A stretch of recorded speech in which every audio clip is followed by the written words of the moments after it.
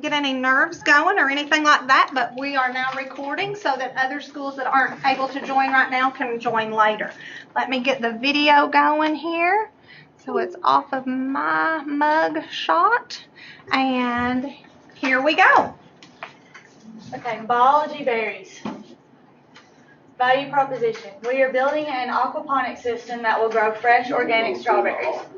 This system will be local and will provide an organic food source to our school system and community. This system is also being built in our classroom and will provide an educational opportunity for all students involved. Customer relationships. We plan to make our community members aware of our business through word of mouth and social media. We will make a Facebook page presenting our berries to everyone in our community. We will also be announcing our product on our local television channel. Customer segments. We will be selling our strawberries to McGoffin County High School faculty, restaurant managers, and our local farmers market.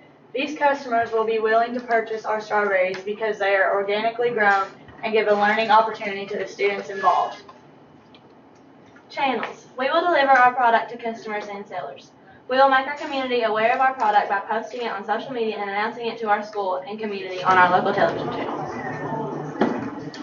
Cost structure. Some important expenses we will make will be on plants, fish, tanks, soil, water, fish food, transportation, electricity, tubes, and a marine thermometer.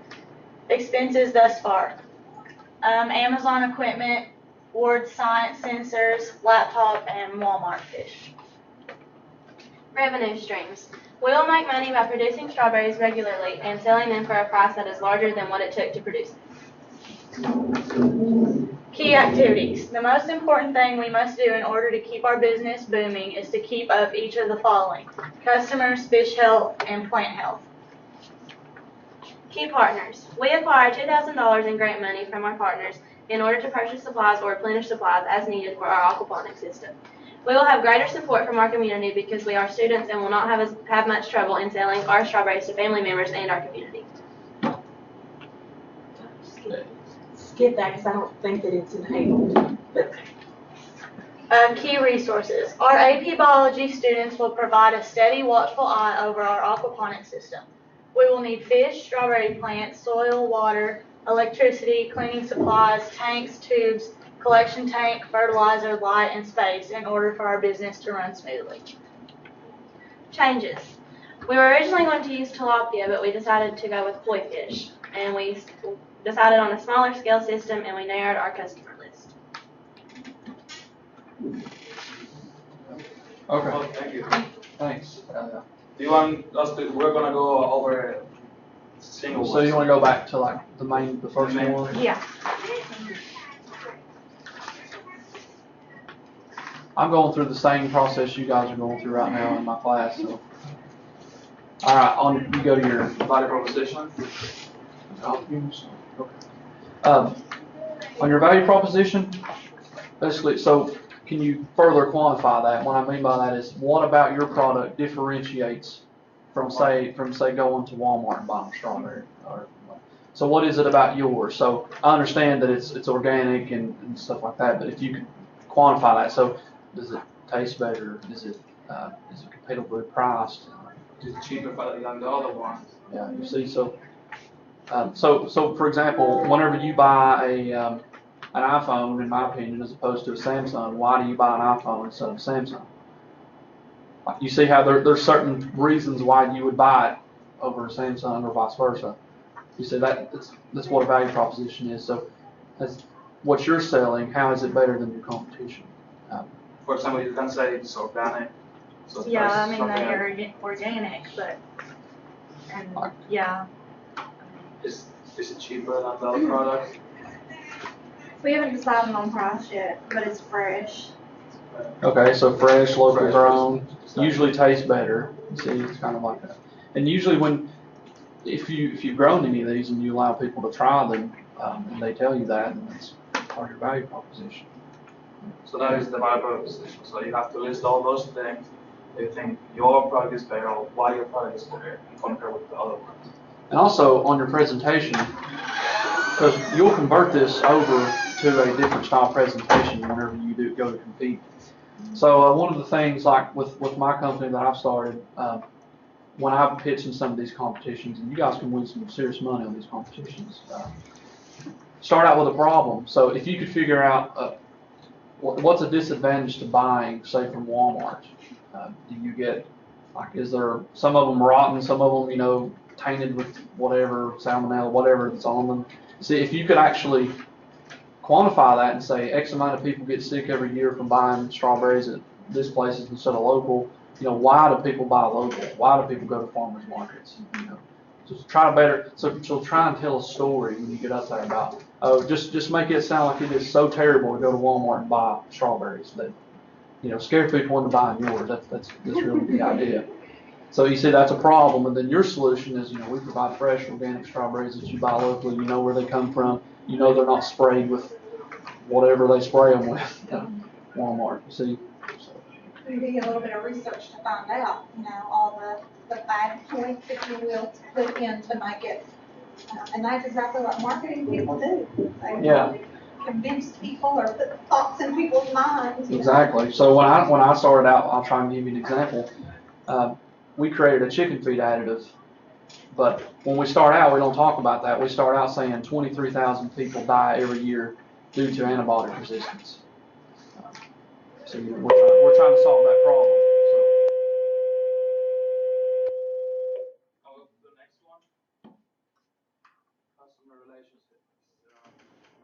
So how do you plan on making people come back to you? So it's like, once you get a customer, it's a lot more expensive if they don't keep coming back to you because you've got to reach them and get them to come to you. So what is it that's going to make people keep buying from you?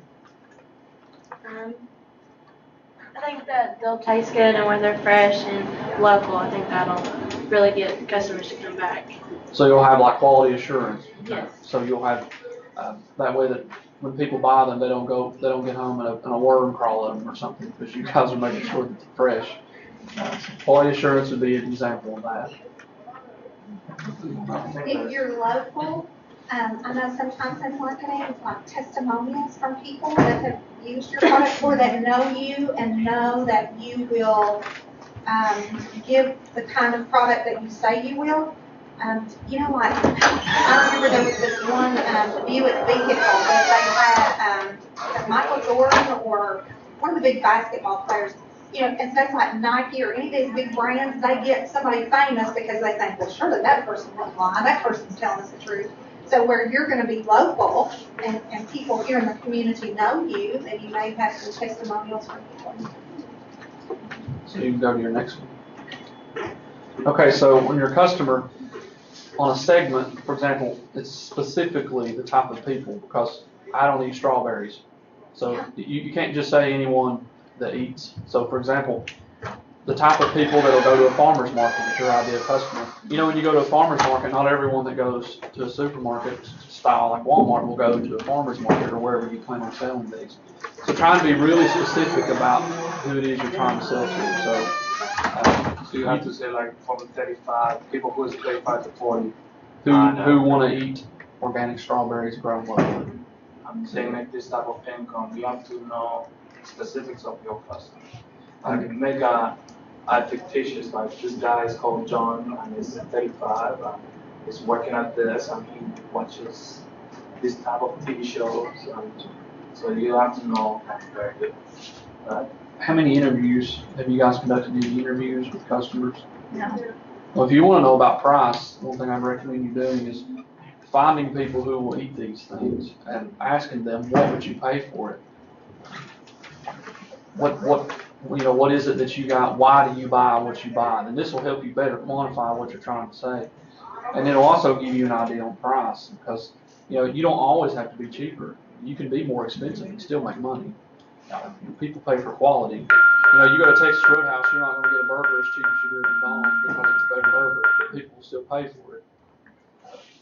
If that makes sense.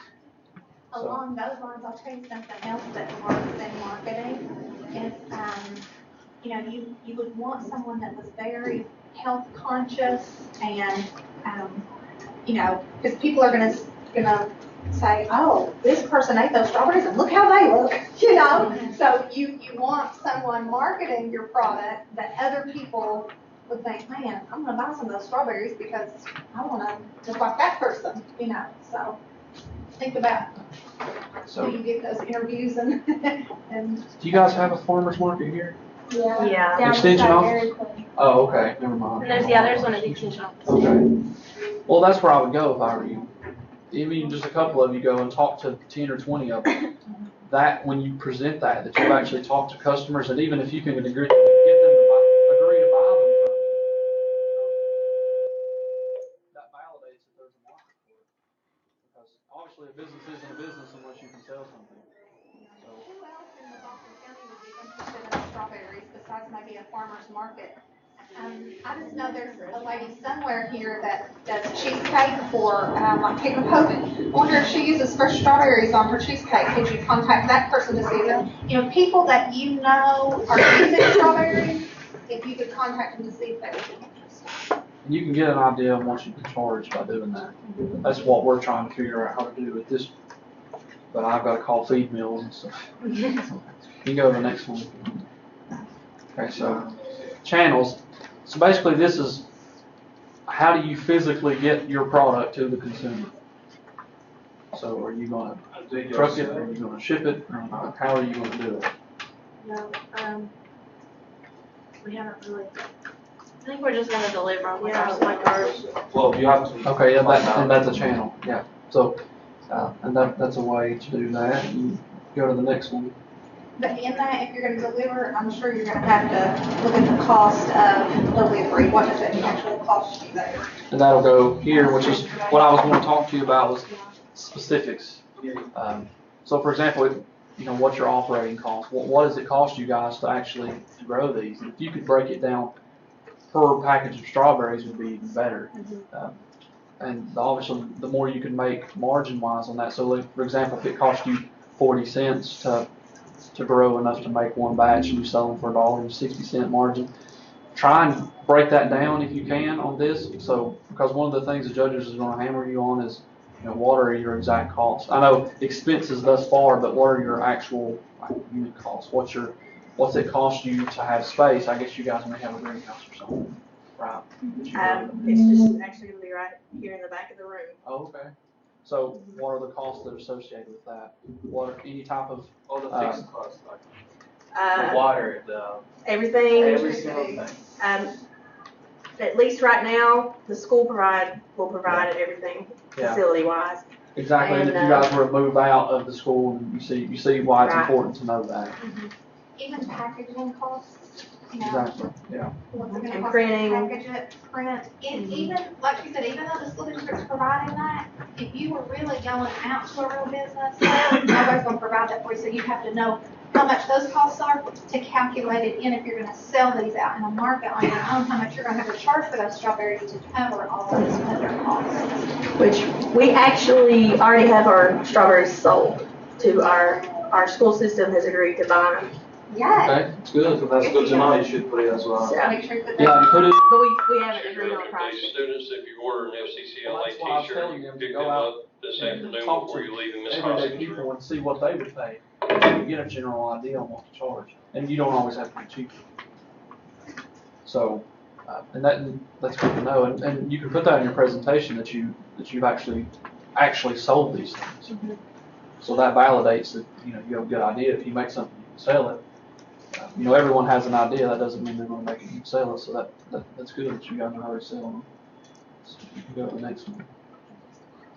So revenue stream. How can I?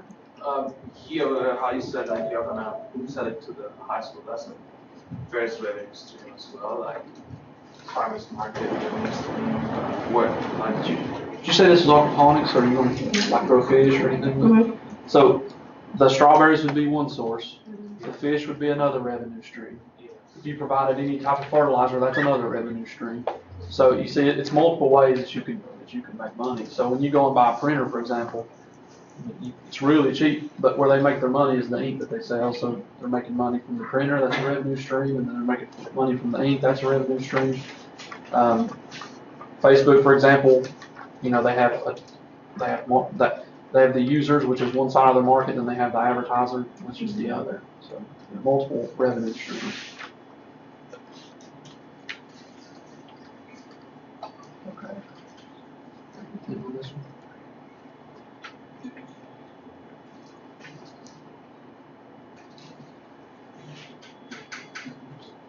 Okay, go to the next one.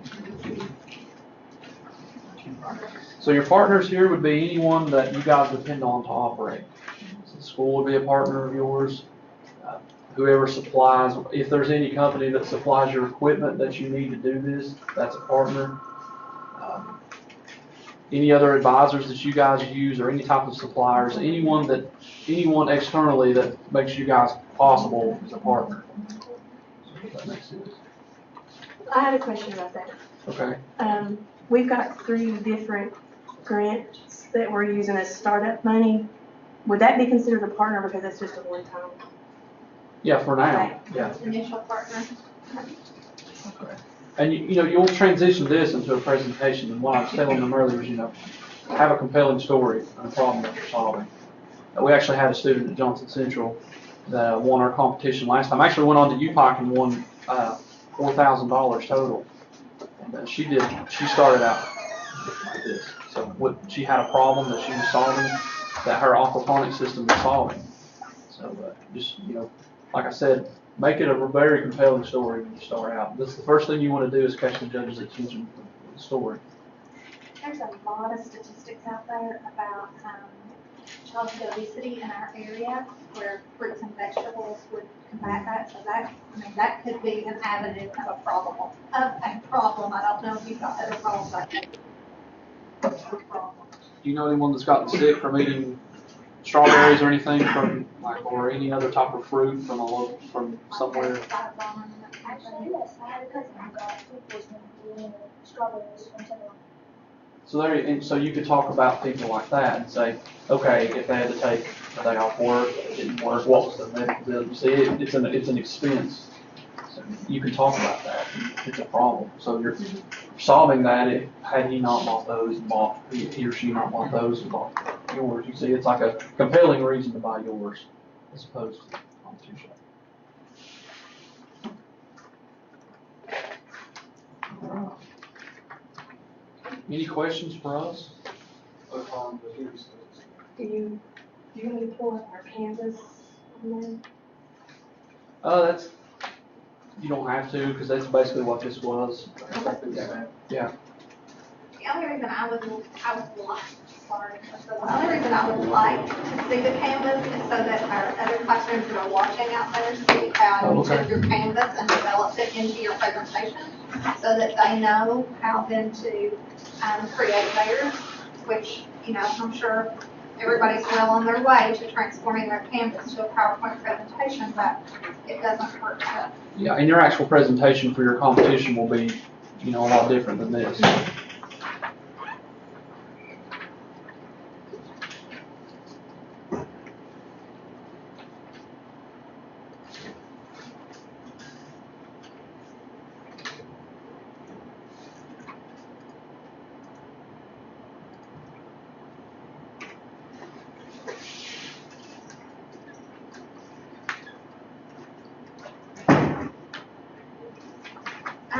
Let me ask this while we're waiting here on Canvas. Does everybody in this room have a role in the development of this business?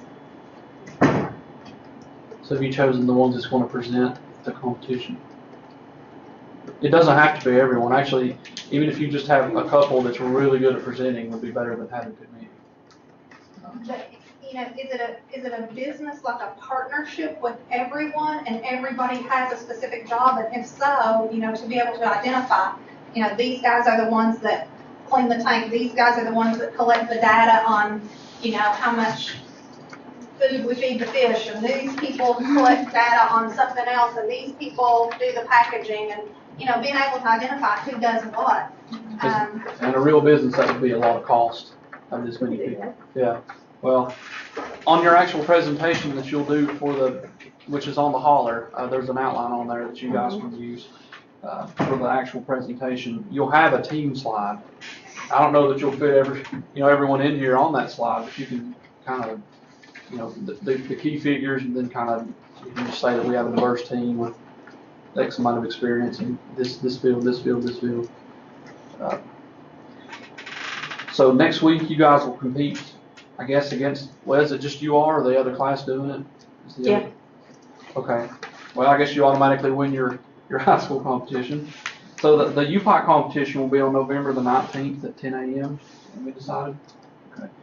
And the presentation format is on the hauler for the competitions. And also the judging score sheet, so you can look at those and kind of see what you're going to be scored on. And you can also get on there and interact with us and ask us questions.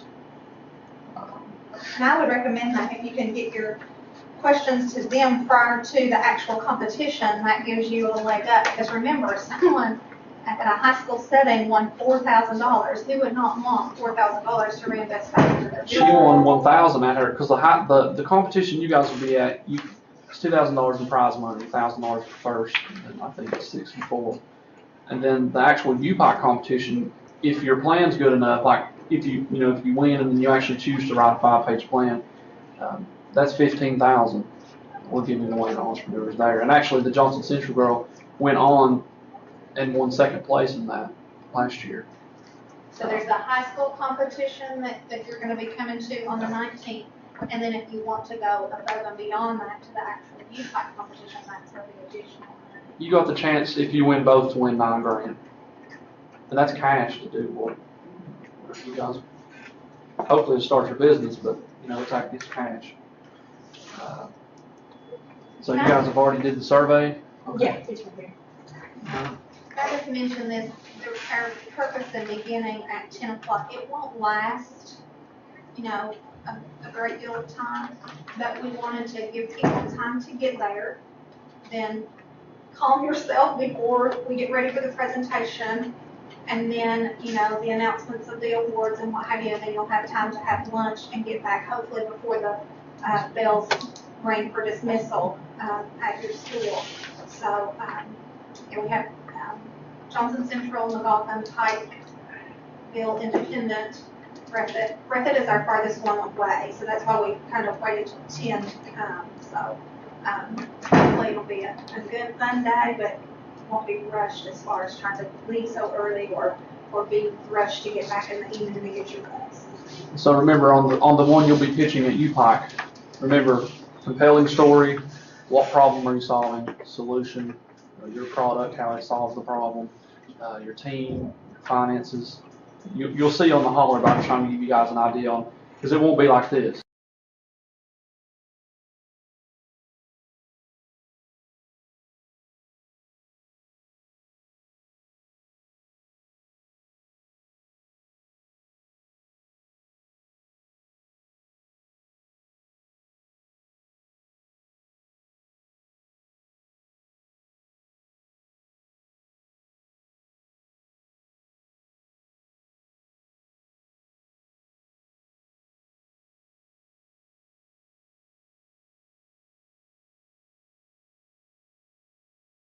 On how to go about that high school elimination or would like input on that high school competition, contact them as well. In this situation, we just have one business, so obviously, they'll be advancing, but some high schools have 5, 6, 8, 10 businesses, and so they're going to have to eliminate that down to one. If you guys want to email me directly, it's just justinprater@upoc.edu. So, I mean, if you guys don't use the hauler. The hauler is a good way to communicate, and plus it has all of their resources there that you can access. There's tons of info on there, you guys. All right, are there any other questions? Do you have any questions about the presentation, about the delivery, how it's going to work, anything? Marcus, do you want to give them just a rundown of what that day will actually be like for Justin or whoever? So you'll have a 10-minute presentation, and you'll have 5 minutes Q&A from judges.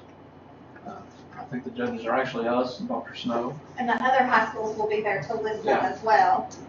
So you'll get to hear theirs, but they also get to hear yours. And it's good to try and use the 10 minutes. You'll be cut off after, but Just don't get up there and just run through it. Make sure you have a good, compelling presentation. Actually, on your presentation that you present to us at UPIC, try and use more pictures and stuff instead of text, and don't read anything. Actually get up there and know it, because no one should know your business better than you. So, if you make a mistake, that's fine. No one's going to know. But just make sure. I don't know who's presenting, but I'm talking to you guys. So we'll just need to put our presentation like on a jump drive or something. Whatever you want, Dropbox, and you Dropbox get it there. of some Yeah. sort. Okay. Yeah. But like I said, we can look over it for you before. That would give you a competitive advantage. Would they hand outs and things like that to give out as well? You can just get up there. And yeah. So it should look something similar to,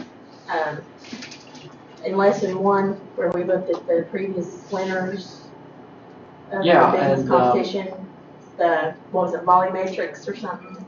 You see how they kind of ran through and talked about it? They use the Something canvas like to that. get to that point, but they didn't use their canvas to build a presentation. Right. Yeah. Pretend like you're on a television commercial and you're trying to sell these strawberries out in television Yeah. land. Try and convince me that if I go to Walmart and I eat a strawberry, I'm going to fall and die right there. You can only and eat everyone else will too. All right, any other questions? All right, let's see if we have any typed in questions from our audience. Okay. All right, well, if there are no further questions, we'll stop the recording. And again, you can always use the holler.org under the High School Entrepreneurial Holler to state questions or ask questions or whatever you may choose to do. So we will not have our link session tomorrow, the organizational session that we had intended on having, because we kind of got all the information out there today about the UPIC competition and the high school competition. But if you have specific questions, you can email any of us and we'll try to address those. But otherwise, I'll be sending out information to your innovation coordinators as well as the coaches on travel and how that'll be paid and buses and what have you. So, all right, thank you for joining. Good luck.